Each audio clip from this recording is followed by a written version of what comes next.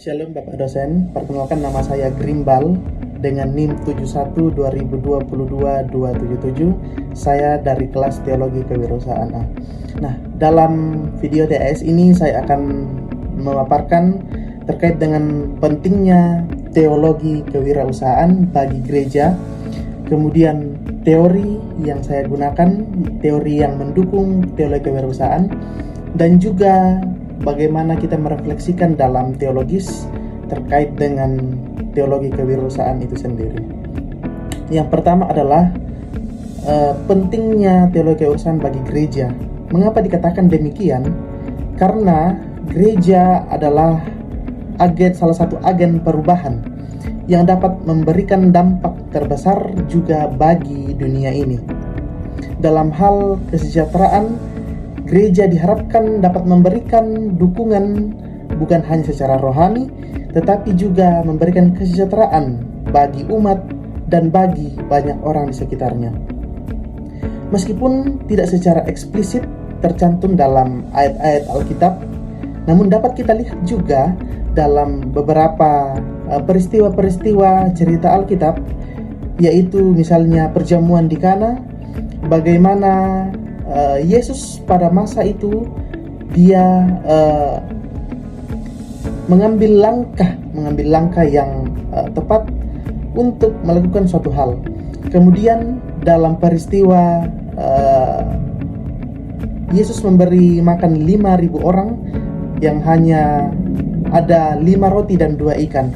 Melalui mujizat ini Yesus juga berusaha untuk mengorganisir atau menata bagaimana agar makanan yang ada itu dapat tercukupkan oleh 5.000 orang yang belum termasuk dengan perempuan pada masa itu.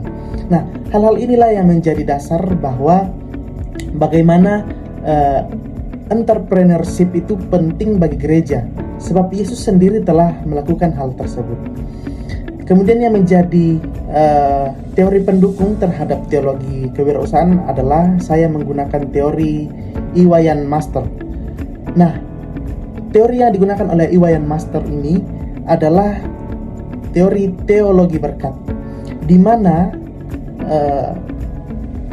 kehidupan jemaat atau gereja bukan hanya dibangun secara rohani, secara spiritual, namun perlu memperhatikan aspek jasmani, ekonomi, dan juga kesejahteraan dari jemaat itu sendiri.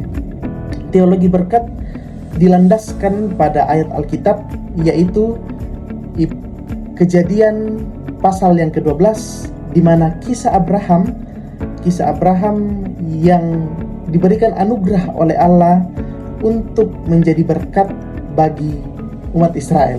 Nah, hal inilah yang menjadi landasan bahwa teologi berkat dipahami bukan hanya sebatas kita yang mendapat berkat, namun berkat yang kita miliki adalah hak bagi orang lain juga.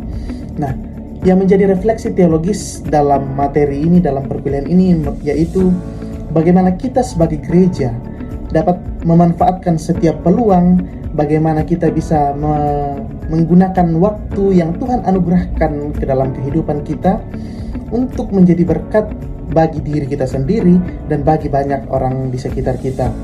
Bagaimana gereja dapat hadir di tengah-tengah umat yang membutuhkan pertolongan. Bagaimana gereja dapat menghadirkan damai sejahtera dan juga menghadirkan kerajaan Allah. Mungkin itu saja yang dapat saya sampaikan, kurang lebihnya mohon dimaafkan. Tuhan memberkati. Terima kasih.